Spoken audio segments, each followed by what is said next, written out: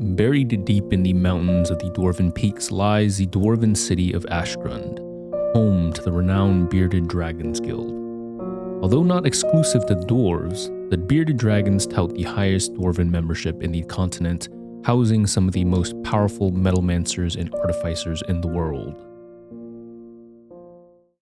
Hey, welcome back to another episode of Minecraft Worldbuilding. I hope you enjoyed that little lore segment in the beginning because I've been kind of straying away from my lore roots. I used to have a lore book where I kind of incorporated a little bit of lore into every single episode.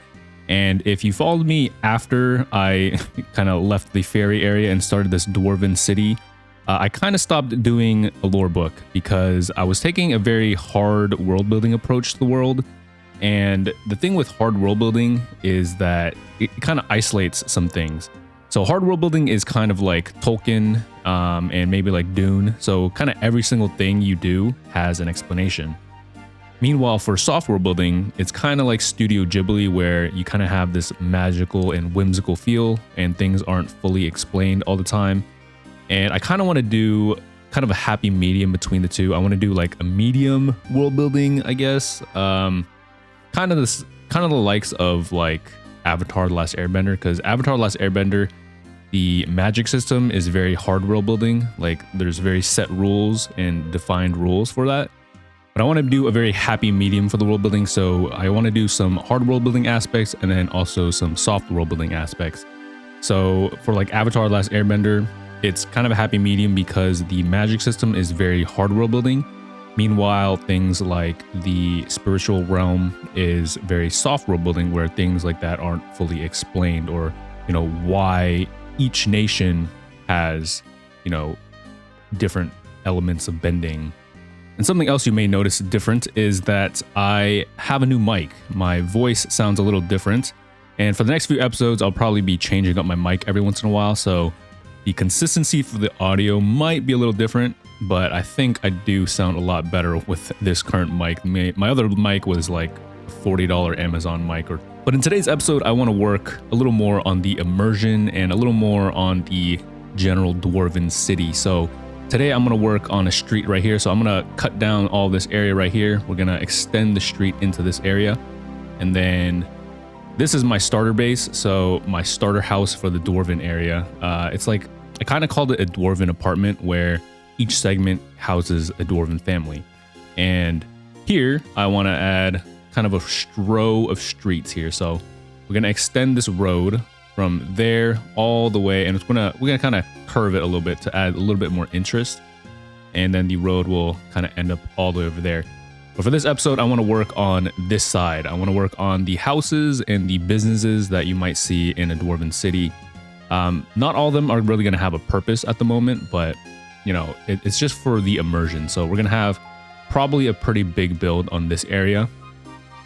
And then this area will kind of be lined up with some different businesses. I'm trying to, you know, if you have any ideas for businesses, let me know.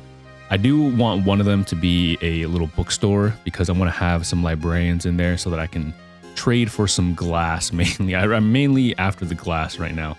Or maybe it's like a glass blowing factory or a glass blowing shop that has librarians in it. So in between episodes, we've been working on our little Dwarven guild here, the Bearded Dragons Guild.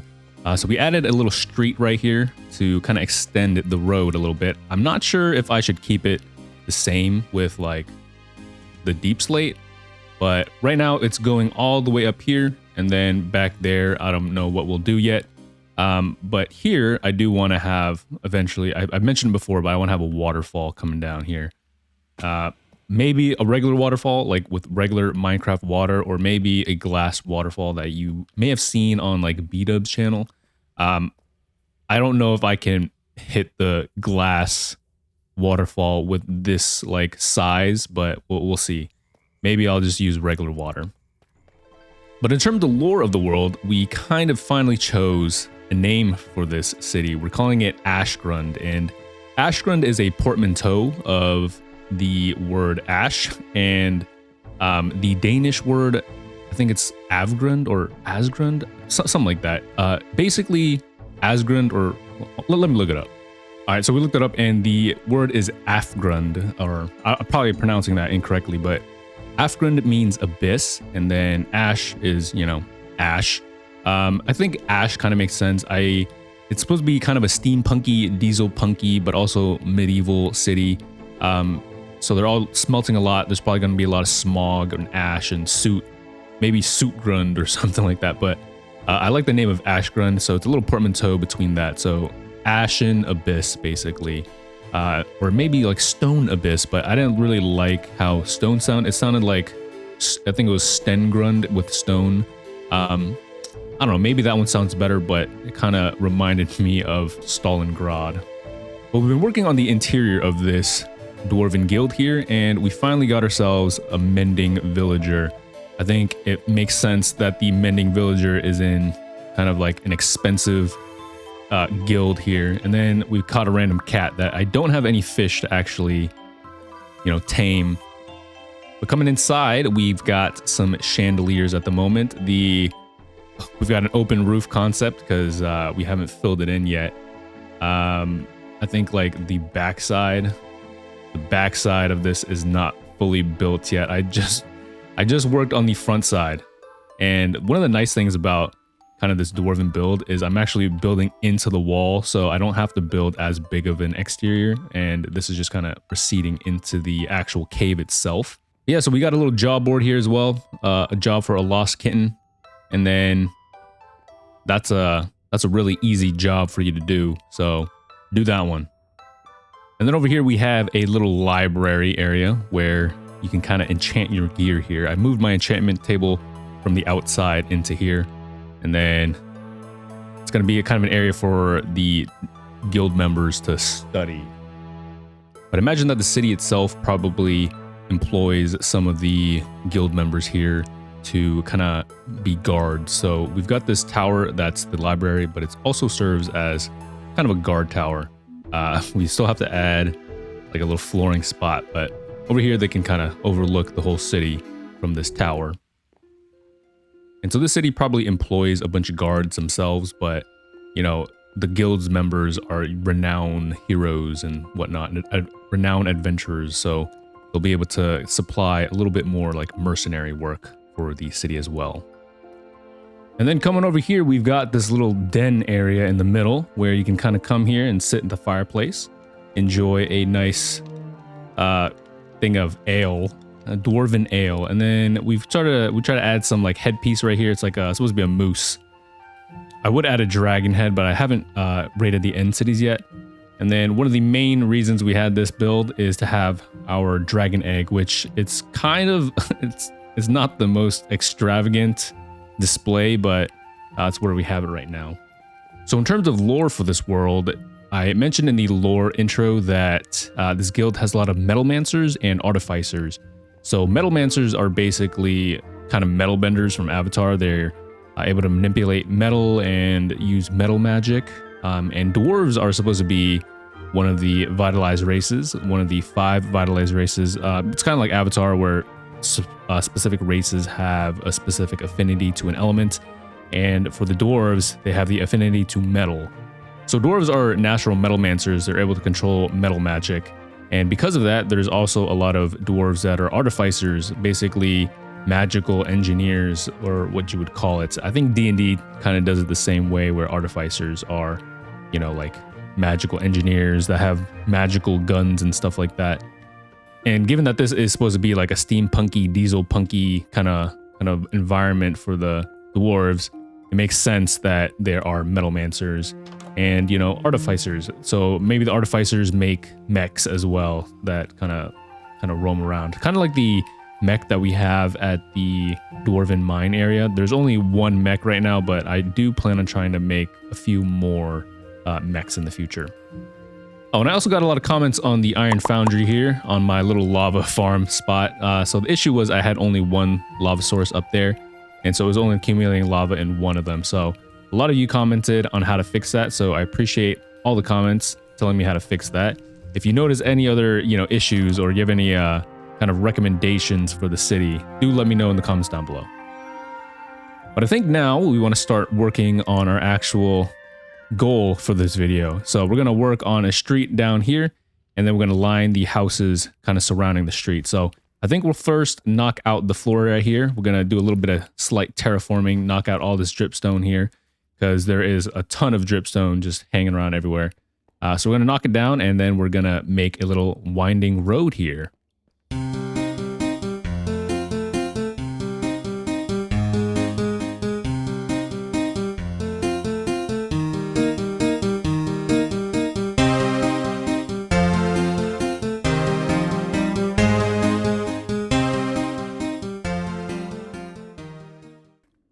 All right, so we knocked out a lot of the flooring here, and we added another extension to the road. So this is like supposed to be the main road, and then you branch off to smaller little capillary roads. And so this road is just gonna kind of wind a little bit. So coming over here, we already put some little decoration spots for like storage for this build. But coming over here, we're gonna wind down the streets here, and then maybe there's another building right here. So this is why this is gonna go here. I've got a big little spot right there. So that'll probably be like a basement or something. But then coming around, we've got a road heading straight towards our starter base. And then there's our starter base. Maybe I'll probably repurpose the bottom to be an actual shop, because right now I'm using it as my starter base, because it's supposed to be a dwarven apartment. But if I'm going to line these streets here with some businesses, then I probably should change this so it's not just like a random apartment right here. So I still need to go in creative mode and kind of work on some designs. But right now I'm looking at some Pinterest ideas, and I found a few things. So I think for this spot right here, I want to do a pretty large tavern. And then this will be an extension to the tavern. So one of the images I saw, I kind of had like this little middle bridge kind of like at connecting two buildings. So I want to have the tavern be like right here.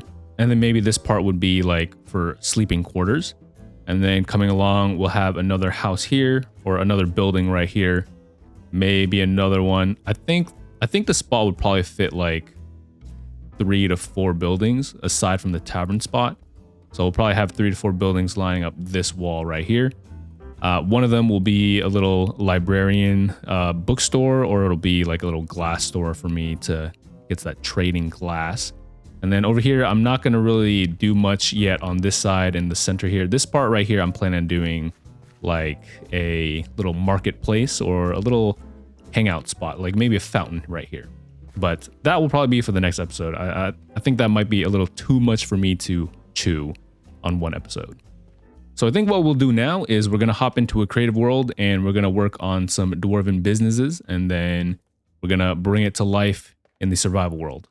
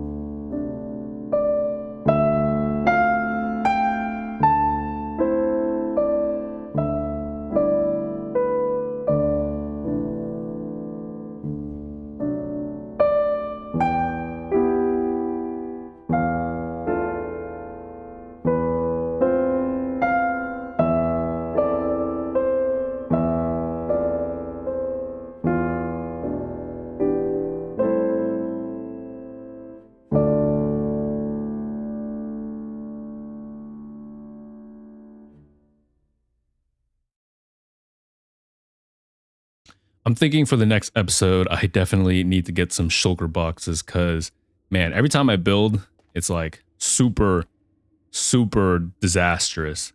Obviously, the bundles were kind of effective, but I haven't really been using them. I had one for the last episode, and then I stopped using it, basically. But here is our Dwarven street. It's looking very ambient now. Is my shaders on? No, ooh, that was without shaders. It kind of looked like shaders were on for a moment. But here is our little street right now. So come into the city, right? So you're coming into the city, get greeted by the guard. I'll probably need to adjust this a little bit, but come in. If you want to take a right, then bam, you hit a tavern, which a tavern makes sense because right when you enter a city, normally travelers, you need a place to stay. So here's a little tavern right here. Coming to the side here, we've got our little horse stables. It's a little messy. I still need to fix it up. It's not fully done yet. But I need to like extend this wall here. But this will be kind of a stable spot where you can kind of drop your horse off, your goat, whatever you ride on, feed them, and then you can enter. You got the hay right there, and then you can enter the tavern on the side right here. And so I added some little clutter spots where you can kind of have like little storage spots while I was building. But I do want to add a little more clutter space and things to make the little street here a little more busy. But coming here, this will be the tavern. I called it the Drunken Bard at the moment, but I'll probably change that. If you have any idea for like a tavern, what a tavern should be called, let me know in the comments down below. The lighting up there is a little sparse, so I'm gonna need to light that up. But coming in here, we've got nothing. These are all facades at the moment, but we will eventually, hopefully, try to work on the interiors. I don't want to be one of those like YouTubers that have no interiors at all. I do want to have some immersion, so I do want to try to incorporate some type of interiors. But coming into the side, we've got this spot right here, which we did basically fill out. So we will put some rooms here, some sleeping spots basically for the guests. And then up top there is like, adds a little interest as you kind of cross the street. So like when you're walking, you're looking down here, but then there's also random spots like this where it kind of gets your attention. And then we did add some little dwarven, little mechanical bits here, just to make it look a little more industrial and a little more steampunky or diesel punky. Coming over to the side, we've got a very small building. I'm not sure what to put in this one yet. It's occupied by a bat. And then a fall to your death. So let me know what you think for like what this building should be. Because this one right here, I'm thinking about having this one be kind of a bookstore on the bottom, and then it's like a living space up top. But imagine like some people coming out here for a smoke break, and then they drop their cigarette right there. Oh, I got a third person like mod. It kind of looks like a smoldering cigarette right there. And all I did was added a torch up below this carpet. But it kind of looks like someone left maybe a cigarette and it's just like still smoldering. And then here, we worked on a diagonal build. I'm not really sure I did a great job on it, to be honest. I don't really do diagonal builds, but I did want to add a little bit of interest here. This little gap right here, I'm not sure what to do with it because it's going to clash with this building right here. But maybe I'll just add a little extension right here to kind of make it a little longer. But this diagonal build, it's not the best, I must say. It's at a full-on 45 degree. Maybe I could have dropped it a little bit to kind of just have a little angle here and then this part be straight. But I did want to add a little, difference and a little variation to the builds. So that's why we went for a full diagonal. But you come in here and then through the side, you've got the interior, which is empty once again. And then this part is also part of the inn here. We're going to hop into free cam mode and bam. So for the roofing, we did this kind of Nordic Viking style, right? I'm thinking it's kind of like Viking style because it's got this little wooden thing and then it's got the little tip right there. And then you got the roof style right here, same thing. So in a medieval Dwarven city, if this was above ground, roofs would make a lot of sense, right? I'm gonna keep it how I'm doing it right now, but because I think it looks just better, but eventually I want to remove the roofs. So when you're in a cave, roofs don't really make any sense, because when it's raining, the reason why you have roofs a lot of times like slanted like this is when it rains, the water comes off of it. When you're in a cave, there's not really any rain coming in there, so you can work with some flat roofing. And eventually I think I want to do, like for the castle, I want to have it kind of flat and blocky, kind of what you would think for maybe dwarves, very geometric shapes, a lot of squares, a lot of rectangles, a lot of harsh edges basically. But I think for this, I really do like just having some roofs. Maybe, you know, not everything has to be, you know, architecturally sound or, you know, make full sense for a world building project. Sometimes you just want that proper ambience. And I did try to add some variation to the lighting, because lanterns can only go so far. I wish there were some other options for lighting. I did add some glowberries. I think glowberries make a lot of sense for the dwarven builds. It's probably one of their food sources. And then, you know, so they got like a trellis here, having some berries, just, you know, some light eating. But then, you know, the berries also provide a lot of light as well. So makes a lot of sense in that aspect. And I added this really cool third-person mod right here where you can kind of look over the side shoulder, but you kind of film yourself walking through the street, which is pretty awesome. Look at that. Coming to my house, my dwarven apartment. But this whole build in general is just to really add to the immersion of the city, because right now I've been doing a lot of those really large builds like the Iron Factory and the Guild Hall. And, you know, if you're just a regular dwarf, those might not be, you know, where you go. So coming here, then you've got some smaller businesses and, you know, makes the world feel a lot more lived in. But like I said, again, if you have any ideas for some of these buildings, I think, so it's this building and this building is what I need a profession for. And then if you have any other, you know, professions you would like me to build, let me know. And I'll probably be filling out this street right here. So the street's going to probably extend all the way to the side. Probably meet a dead end here, somewhere around there, because the Iron Factory is right there. And then we'll have some more buildings lined up on the side here. But that's all the time we have for today's episode. If you did enjoy the video, do leave a like, subscribe, leave a comment, and I'll see you in the next one. Bye-bye for now.